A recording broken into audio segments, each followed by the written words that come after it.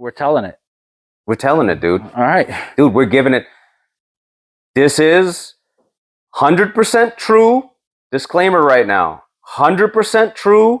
This is how it happened. And if anyone gets offended because they know this person, like, that's your problem. Yeah, it's your problem. This happened. And none of this is embellishment. None of this is I wish it didn't go this way. I wish we had a better experience. You know, I'll give shout outs to who helped us, who salvaged it. All right, before we get to that, take a swallow of that iced coffee, because this is going to be this one's a long time coming. Okay, telling this story because many of my friends, many of his friends, many people that know always wondered the details of this particular night. Here we go. Okay. All disclaimers made. We go to this jam. It's Ace's birthday. I don't know who Ace is, but it was a great event. Great, yeah. Whoever put that event on, there were good writers there. There was like some wall space, and there were like these little trailers out there. Yeah.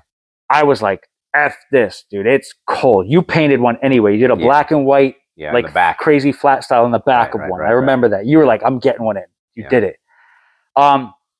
Inside, Phantom performed side, top of his game at the point, in my opinion. Like they were great. In his bag. Yeah, they were great. He was in his prime. And you were breaking that night. It was just a good time. I remember it was just like, and we didn't even expect to go there. We were really on a high. We didn't expect that we're going to end up at this jam. That wasn't the plan. It's just that's the beauty of going on this trip was you end up where you end up. You meet people and it takes you places. Well, when you go on a trip like this, sometimes you cross paths with someone that takes you on a little side journey. Side journey is quite a word. So we somehow, there's a writer there that hears that America's.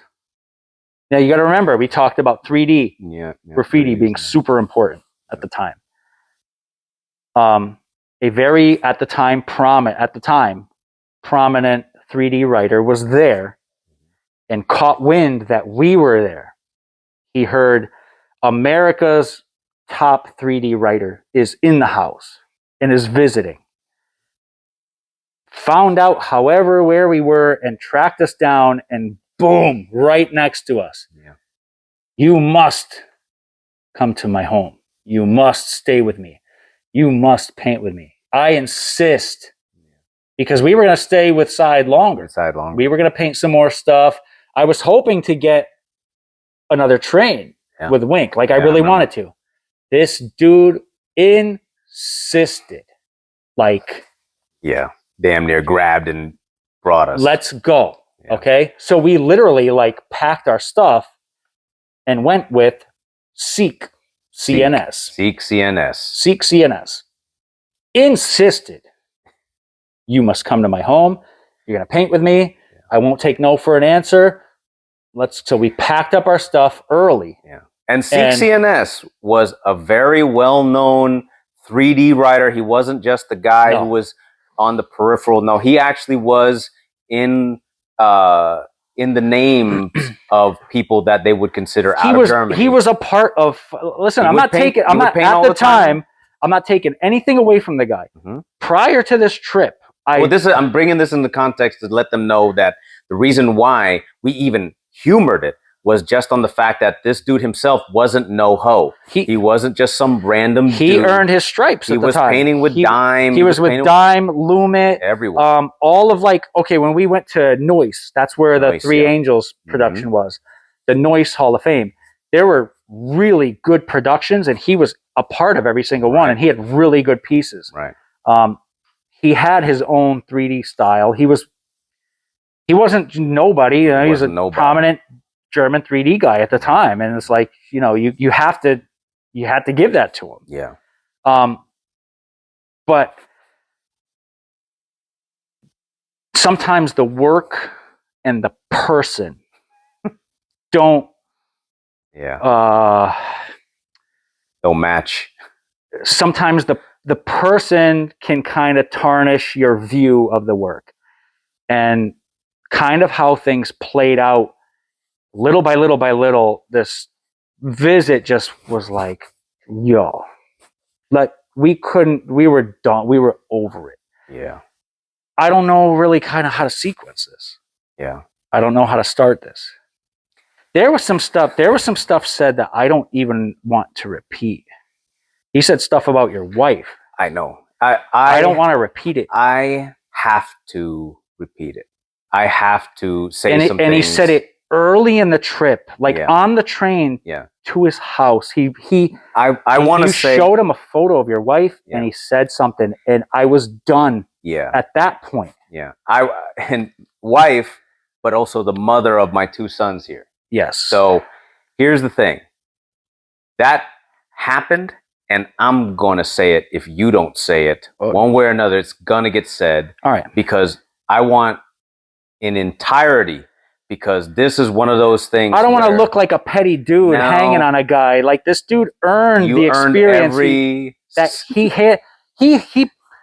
He invited for us for graffiti. Yeah. And what we got was just like, yo, what are you doing? Who is this? What is this doing? Right. So let's walk down this road. Yeah. So we end up going with him. And it was the weather went worse. I remember because we couldn't change our mind because we were like, okay, we finally either we went to Cologne. Did we go to Cologne or I can't remember where. I feel like that was where he lived. Yeah, it was. And Cologne or Cologne. Yeah. However you forgive me, my German folks. But I'm just saying. Yeah. We ended up going with him, and then things went for the worst weather-wise, so we couldn't turn back. Right. We couldn't go back to meet up with Ron, and it was really late. Yeah. It was really late. Yeah. So we were on this ride, whether we could only go forward. You can't go back. Yeah. We only had to keep going. So we took that night train and ended up in Cologne or Cologne or whatever you call it. And remember? Yeah, I remember. Yeah. And we end up you showed him a photo. You said, "Oh yeah, my wife," and he asked. That's where he started. Yeah. He asked to see a photo, and what did he ask you? I had a paper photo, right? And the paper photo is of my beautiful wife Julie, mother of Residencina. And when he looked at the photo, he said, how long has she been after the surgery? Is she pre-op? Is she pre-op? He said, is she pre-op? Right. But like leaned in like this. Right. Like with like real like. Yeah, like very interested. Yeah, in that. like in a weird, like in a creepy way, but like very like. And we've only known him for. I was instantly like, yo, like he was like, is she pre-op? Yeah. So he was insinuating that my wife was a transvestite. Yes. Was trans or whatever. Yeah. Right. After knowing us, what? An hour and a half. A couple hours. Yeah, like we 2 literally, hours. we literally ditched side. Yeah. To go with him, to be invited to go paint into what I thought was going to be like, hey, come paint. Right. And instantly it was some weird shit. Well, when he spun that, I'll be honest, this is how I took it. You got to understand. I've been living in New York. I'm an ATLian. I know how to have thick skin. I was like, maybe this is some kind of, happy jigging of how they do in Germany. Yeah, maybe this is their way of doing it. Maybe we're missing like. It's like this is comedy today. Like this is like how humor. New Yorkers will be like, fuck. Fuck all you. Like this. Maybe this humor to his folk in Germany. So I'm like, nah. Like you laugh. I took a second. Yeah, I saw you were like. You bit your lip a little bit, but you're like, I was like, okay. And then he goes, you're like, no, dude. And he goes, and he snapped out of it and he goes, okay. He goes, maybe I made a bad joke. And you're like, yeah, something like that. Yeah, you remember. Yeah, you went like this. You were like, yeah, something like that. Yeah. And he backed off on that one. He was like, okay. Yeah. That was, at that time I was a little bit more brooding and I was definitely more interested in violence for most of my stuff. But I rolled it back. I felt like at the end of the day, maybe it wasn't that serious, but lo and behold, was I wrong. So Let's keep going. Uh, Is this where we get to his house? we got to his house. And it's a dark. I remember it was dark. We went to the outside of it. It was like an apartment. Yeah. And it was just the only thing that. And it feels like if you remember this, it feels like we ended up on a German street where the whole street seemed dark. Yeah. Except for his like stairwell. Yeah. Was the only light there, and it was mildly raining, like a drizzle. And I just remember like every like half hour he would interject some really weird, like deviant sexual question. Yeah, I'm just like, ones. yo, just that, like, if we're giving off any kind of vibe that you think we want to talk about that, like, no, dude, like we're here to paint. Like, you want to talk about graffiti for a little while, or you want to be on some weird shit? Yeah. And he just kept on it, and it just kept on like that. And I remember even like we were in his house, and before that we walked up to his place. Yeah. Like I said, it was like cold and quiet and dark, but his stairwell. We walked up. I feel like it was about like 4 flights of stairs, and we come to his little dirty white door. Yeah. Right when we come to his door, he opens it. He goes in. I go in first after him, and you come behind me. As I walk through the door, there's a stack. There's a little foyer, little end table, or not table, little desk or whatever to the side of the door. And there's a stack of about 20 videotapes, old VHS videotapes with new then, I guess. And they were stacked up, and the very top one said, and I'm looking at I don't even remember this. I do. All right. I look at it, I looked at you, and I looked at it, and I go, this shit says transvestite rape tape. And the cover of the VHS, the cover of it was of a very not obviously not a woman, what do you call it, on the cover with just smeared makeup, not convincing. Complete, like low effort, like a truck stop female, right? That probably was his thing. And I saw it, and I looked, and this is the first thing as the door opens. I look at you. I'm like, yo, what's this? What the fuck? I went into hood mode, like, what is this? Yeah. And you were like, yo, and he's laughing. He's not embarrassed about it at all. He's not embarrassed at all. He's like, yeah, come on. Yeah. Not like, come on, don't look at that. Not like, oh, shoot, let me clean up before you come in.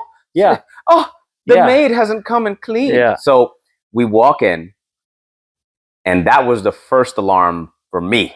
Yeah. So do you remember how his apartment was kind of like set up? It was like this long corridor. Yeah, long corridor. But like when you walk in, there was a dresser here. That's right. 4 drawers. That's right. Okay. And he said, now there's a kitchen. When you come into the kitchen, and then like a little living room area, and then the farthest area, it's all in a long corridor, and that's where like the bedroom, like the little, what do you call it, and that dresser thing was. And the whole, just to give like a little context here, the whole story here, the whole purpose of this is, correct me if I'm wrong, the reason why we're talking about this is not to sit here and like smear this guy. It's to basically tell the story of how we almost got held hostage, content, like what was talked about was such a bait and switch. Oh, yeah. We were there for graffiti, and this dude brought us into his effed up dark world and imposed it on us. Yeah. Okay. So let me get right back into it. Yeah. We walk in, transvestite rape tape. Yeah. Clearly not embarrassed. Said in English, not in German. I don't read German. It says that. Not embarrassed by that. Okay. Embarrassing. So next he says, feel free to look at some photos in the dresser. Okay. So I open the top drawer, look at some flicks. He leaves the room. He's doing something. I don't know. He's unpacking. Now, wait. Before we go to that, he kept going like this. Oh, he had he kept his lips were mega chapped, and they look like like almost like like inflamed. Yeah, it was as if white. like imagine you were like on a snowmobile in the Arctic, Yeah. and you didn't cover your face. It looked like his lips were just like whatever, and he kept like they looked like just it made you uncomfortable. They looked like they stung, and he would lick them every like 10 seconds to re-wet them to get some comfort. They of were what he red and they peaked at white. Yeah, and I don't know what the hell he got into. Yeah. I don't know what. But I just bring that up because he kept doing it, and it was licking. very hard. It was very. It was an uncomfortable visual, matched with his mannerisms and the personality. Yeah. So I'm digging through the dresser. He says, "Oh, you can look at some flicks." I'm looking through. The dresser has what, 4 drawers? 4 drawers. Yeah, 4, right? That's what I thought. And he's over there. I'm looking through them. I look through some flicks. I pull the second one, some random stuff. I pull the bottom one. I see a couple of magazines. I wanted to see what was in all of them before I look more. I'm just seeing, I don't know. Let me take a look because I don't know what else to do here. I don't want to talk. I can't small talk this guy, and I can small talk the best of them. Yeah. He clearly didn't want to talk about graffiti. No. But he said, look at some flicks. I go to open the bottom drawer. All right. Now remember, he's already not embarrassed by anything we've seen. Here's the thing. Let me make sure that people understand this. Okay. The top drawer had flicks. Yes. Scattered, what do you call it? But in them, there was a few very questionable, zesty flicks in the top one. The second drawer, if I remember correctly, that one had magazines in it, but the magazines in there was more filthy magazine than graph. There was graph and hip hop magazines. The content got down worse as the drawers went down. That's right. And just like you said, we got to the third one. Just as a precursor, there was no embarrassment, no shame, nothing for the transvestite rape tape. Yeah. Like you vouch for that. Like ha ha ha ha. Okay, just to give you a level of where this person's mind is. Yeah. He's over there. I remember the third drawer had the pictures of Dime and Lumit with no clothes on, laying out on a whole bunch of nudie mags, going like this, like reading them. I didn't even remember that. I'm telling you, that's what it was. When the third drawer, the first drawer is graffiti flicks with some whatever stuff sprinkled in. Second one was nudie mags. Third one was actually like, I feel like files and receipts on like famous writers, people that's like, you're like, dude, that's like almost like trophies. Yeah, like you shouldn't have that. Like he goes like, yeah, that's that, and there was a picture of Dime. It's like blackmail material. That's right. It's like blackmail material. And he was laughing. He was laughing from the end of the hall with that open, right? The third drawer. But the minute he reached for the fourth drawer, I reach down and I start to open the bottom drawer, and it opens. It gets like an inch open.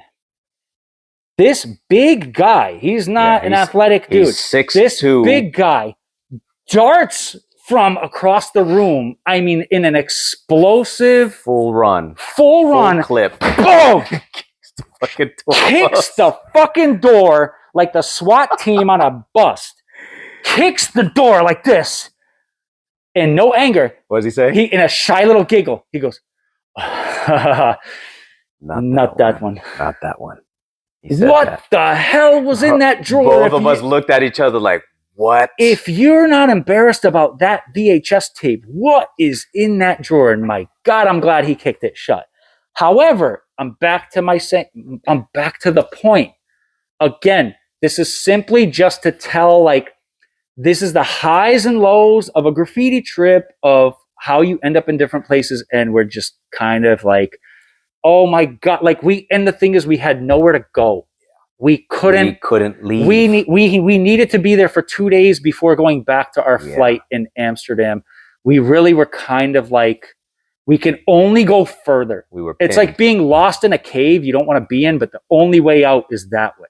Yeah. The one person that saved that. Wait. We're not done. There's more in there than the bottom drawer. I don't know if you remember this. Okay, let me I'm make try- sure that. I've been trying Okay, to purge it. I but know. have too good I of a gotta add memory. this on there. All right. Okay, here's something that you forgot, right? All right. Do you remember on the side wall? Okay, so his drawer was over in the far end. There was a window that's basically facing to the outside, right? Next to the window was a Amwire case. Yeah. I went over to the case and started looking at it. And when I was looking at the case, he had Nazi memorabilia in it. And there were Nazi, Totenkopf skull, cross and bones. There was like all these different things. And you walk up and I'm like, bro, I don't know about this. And you walked up and I'm like, as you walk up, I'm looking at one of the badges. There's a badge and the badge is a what do you call that? A concentration camp number from the clothes. Yeah. And I'm looking at it and I go, is this what I think it is? And he over your shoulder says, yeah, that's that. And I was like, I'm looking at you and you're seething because this dude's dad was born in a concentration camp. Yeah, in an internment camp. Okay. Yeah. My father was born in Poland, Yes. 1943, spent the first 2.5 years of his life, was brought to a Nazi camp. Yeah. So of course it's like, listen, history is history, and I don't hold anything against anybody personally. We're just talking about this guy. This guy. Seek CNS. We ain't Remember talking that. about Jim, we're talking about this And he guy. tried to get a rise out of me later on. No, he tried to get a rise out of you right then. Right then and there. And I wouldn't have visited Germany if I don't have a like that's what happened. And I don't hold anybody. I never held anybody responsible, but the fact that he kind of vouched for it with the little delight that he did. Delight, yeah. I'm just like, yo. And the thing is, I made the mistake of telling him that my father spent, and my father and my grandparents spent 3 years, multiple times, almost died. Yeah. You know what I mean? It's like I got stories that'll freaking turn your head. Yeah. That happened. Yeah. And my father told me them straight up. And it's like, history is history. Even my father's was like, listen, that was another time. I'm here now. Yeah, but so is this. But the thing is, what turned me was the delight he took in it when he found out. Right. Because I feel like for the next 2 days, he just wanted to like watch me get angry. Right. By placing a little so when that had happened, I thought that was some bullshit. 100%. But here's the thing: when that had happened, I think you and I looked at each other, and we didn't even paint yet. Yeah, we haven't even fucking did any graffiti yet. It's about 2 a.m. Yeah, and we look at each other and we're thinking, I think, how do we not beat this dude's ass? Never mind, like, let's paint with him. I think we got to somehow get up out of this situation. Yes. But we have no choice. That got to understand, we're in our early 20s and we're thinking to ourselves, okay, we're kind of stuck in a place where there's no alternative. So we got to kind of work this. We got to ride it out. Now, when that had happened, right? Now the whole time I'm trying to make levity of this. I'm not sitting there brooding because I'm trying to somehow keep this situation light. Yeah, I'm just kind of like, whatever. Let's get. I keep waiting to get to the graph. So, okay, whatever. It's like, let's just get this out of the way. We're at his house. We'll figure something out in the morning. It's 2 a.m. I start making jokes. I start doing this goofy accent. I start doing this. Now I'm Asian, and I was doing a goofy accent of the famous movie. What was that movie? Was it Full Metal Jacket? I think it was. And there was, I feel like it was Full Metal Jacket, right? And it was of a prostitute voice saying, "G.I., Yeah. I love you long time." Right? You were speaking his language with And that one. I made that joke. I was like, "You a nasty boy. You looking for the prostitutes? Yeah, you be G.I. Love you long time." And I was doing that just to kind of to break just the break ice. Like, the ice. yo, let's just to like, cool whoa, this got down. real weak. Because Like, I was like, "Oh, you a nasty boy." let's oh, lighten you it a up. nasty boy. Oh, Yeah. you're looking forward to this? What you really look like that? Yeah. Okay. Now I can tell that I'm Asian. So he loves it. Yeah. He's over now the moon. you found his channel. I found the button to press. He's like, "You're my new wind-up toy. Do it again. Yeah. Do it again. Do it again." Yeah. So he wants to record me. Oh. So he wants to record me making the you love long time. And he goes to get a tape recorder, right? So he goes to get a tape recorder, and we're sitting there huddled over this tape recorder trying to record that, what do you call it? And he's like, I can't wait to show this to my girl. I was like, "Man, you made fun of me and my girl. Let me see what's up with your girl." Yeah. Yeah? You want to see? I said, "Yeah. What's up?" Yeah. He goes out the room, and I look at you like, "What the fuck is going on?" And he comes back with this photo of this, she had to be like 55-year-old woman. Yeah. I thought it was a joke. Yeah. I was like, "What?" He's like, "Nah, this is blah blah blah." I was like, "Oh, I'm gonna start fucking with you." I'm gonna start fucking with you. I start clowning him about his old ass, yo, school librarian ass. Like, she gonna, Yeah. you have the nerve to make fun of my beautiful wife? Yeah. You rolling with this? That's you. That's your ride. That you better see how much miles is on that mug. Yeah. You know, definitely warranty is fast. I'm sure there's recall on it. But yo, so we try to like make levity of that situation, and I feel like we are able to kind of quell it for that night, unless I missed anything on No, that we kind first of night. we had there was like, enough, dude. Let's just go to sleep. That is the first night at CNS's place. That's the first big insult and disrespect. And we didn't ask to. We didn't ask for him to bring us there. He insisted. The next morning, we go with him to go paint a place. Yeah, that's when we. But what's his name rolled in? That I feel like we meet him. Don't we? No, meet him the next he day? came to the place. He came that night. He came to the place. He invited him. Okay. And shout out. Mega shout out for basically corralling him for us. Wow 123. The Bro, big Wow 123. Thank you. Because you brought the normal graffiti experience that we were looking for. It back. You brought and you corralled this dude for us. Yeah. And you kind of squelched him a little bit and said, "Listen, let's go, let's paint, let's stay on schedule." Like it wouldn't have I don't know what would happen if he did. Big shout out, dude. Thank you. Yeah, we got a lot of love for that guy. Yeah. Because realistically, he we were super cool, dude. We had at one point in time looked at each other at this dude Seek and thought, "I think we could tie this more up." I wasn't gonna make it. I wasn't gonna make it. I was gonna like, we're gonna just have to bounce or whatever. And he kind of like he kind of came in and almost like without saying it directly, was kind of alluded to like, "Don't worry, we're gonna paint, we're gonna make this happen." Yeah, he did that. Yeah, I'm gonna save you guys here. Yeah, he did that. That's without saying it. It's what he did. Yeah, and I think it's because he knew. Yeah, Seek. Yeah, he knew, which worried me a little bit.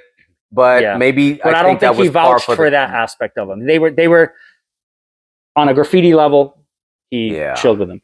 But basically, I'll speed this up. Sure. The whole purpose of him, like, you might be wondering, why did he want us there so bad? Why did he insist that we come back to his place? You know what I mean? Yeah. And it was basically, he said, that, okay, it's great that I'm the first European guy to host America's best 3D writer. Mm-hmm. And the whole point was I'm going to have Totem here and I'm going to burn him. I'm going to, and Yeah, it was like, you know, I'm going to burn. Yeah. I'm going to like kind of level up by burning, you know, America's 3D dude. I'm the 3D dude. Like, it's almost like, you know what? He carried himself in the way like, yo, how dare you do my thing? Yeah. You know what I mean? I'm going to show you that 3D is not from America. Right. You know It what I came mean? from here. That was, and I'm not making this up. I didn't extrapolate this from he nuance. said it. He said this. Okay. And I told you guys before, second disclaimer.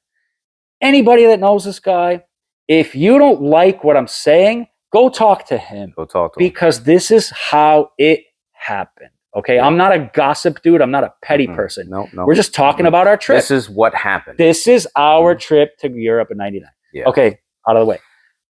So he wants to try to exercise his intent, which was to burn me. Yeah. So we're trying to get to the damn wall, but it ends up being a tour of all his pieces.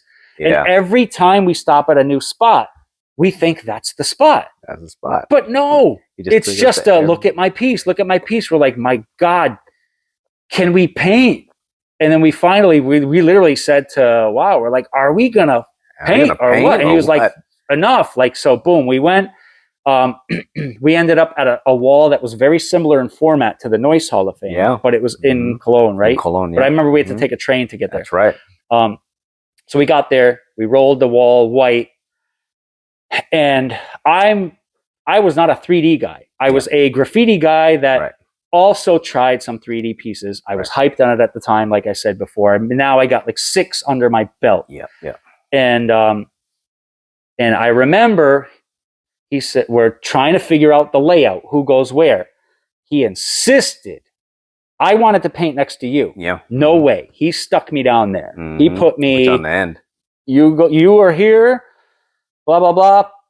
Insisted that he was next to you. And it was not going to happen. Insisted, just like he dragged us to his house. Yeah. He asks me, he says, what are you painting today? I think it was purely small talk. That's what he said. Yeah. He says, what are you painting today? And I said, I think I'm going to do a 3D piece.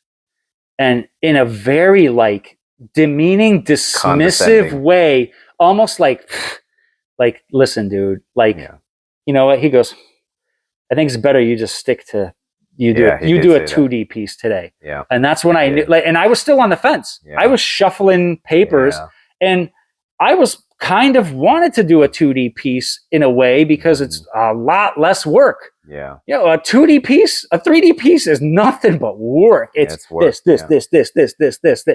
It's like, so I was on the fence like, shoot, do I want to just do it easy and flex a 2D piece? I could just socialize.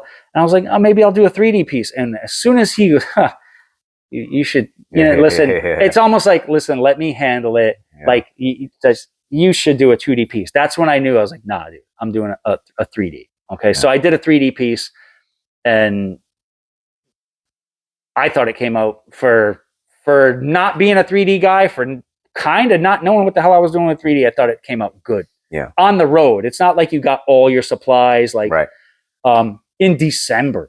Yeah. It was December 1st. Yeah, it was freezing. It was December 1st. Yeah. You guys paint next to each other. Yeah. And listen, you smoked him. He wasn't ready for just how you went about it. You know what I mean? It's just like you smoked him.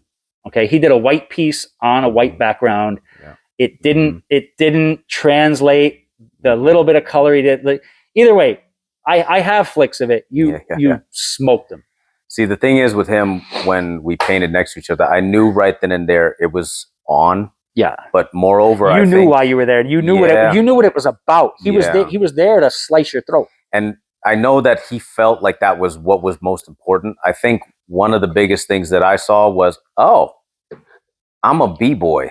I'm about to show you what this battle shit's all about. Yeah. I think what he thought is, I'm just going to do my piece and it's just going to be better than you. He thought he was just going to take your lunch and put you in a corner. Do what he normally does, right? Yeah. And I was like, okay, I'm gonna do something what I do, but with a twist. Yes. I'm gonna make it look like it's moving, and I'm gonna make it look like it has a bunch of little babies attacking your piece. Almost like a spider carrying exactly baby spider, almost like that. Exactly. So it's like literally, I did at the time I was doing my shark style in purple. You did like grapes, purple. like grapes and violets on a white wall, and I painted it with battle claws coming out this time. Like they didn't have as many. They were back. They were like this with blades, kind of right. Like that. And then I painted a bunch of little ones, and they were all going towards his piece. Those were all in like a red, like a reddish, a reddish color, like a red, like a strawberry red. Exactly, and they were basically accent colors for my piece, but those little red ones were just basically dive bombing towards his piece. And if you look at the piece from a distance, it literally looks like his piece is like some kind of mushroom or something like that. Just some loop-de-loop thing, and then goofy.